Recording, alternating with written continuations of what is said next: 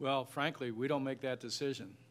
You know, it's the CFP selection committee. The way the process worked this year, and Scott can probably address this better than I, but 1 through 4 is placed by the committee in the 2 semifinals. And then the sugar and the rose, since they're contract bowls and have relationships with respective conferences, they go to that committee and they make those decisions. Then it comes back to the committee for decisions for us in the Fiesta Bowl this year. So we didn't have any say-so either way. It was up to the selection committee.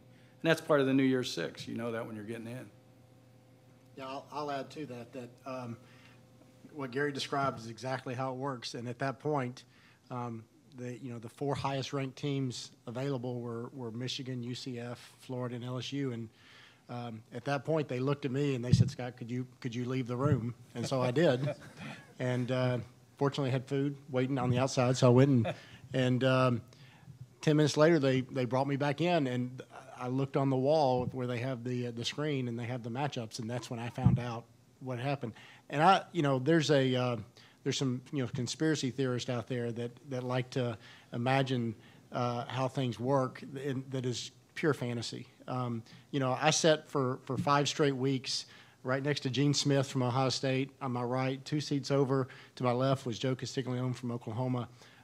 Never once in 5 weeks of hanging out in Dallas, having meals together, sitting in committee meetings with them, did those 2 guys ever say anything to me about their team relative to the rankings. Not one time, nor did I ever bring up anything related to the Gators in the rankings.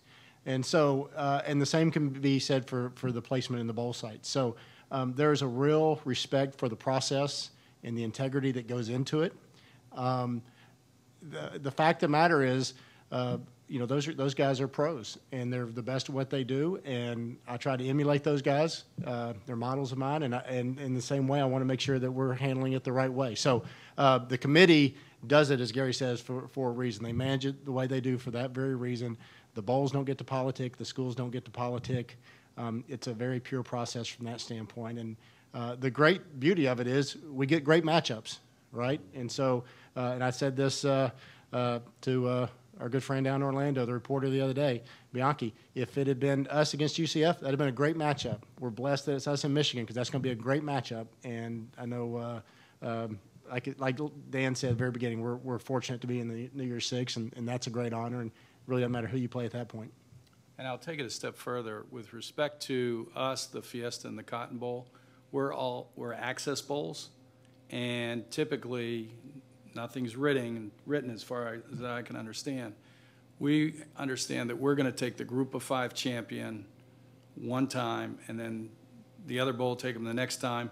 And in the 3rd year of the cycle, the Cotton Bowl has to take them because us and the Fiesta both are hosting semifinals. So next year, the group of 5 champion will go to the Cotton Bowl because that's the only access point they have. The other bowls have contracts. Thank you, gentlemen. We'll do, if you guys can sit tight, we'll just have you stand. We'll do a quick photo op.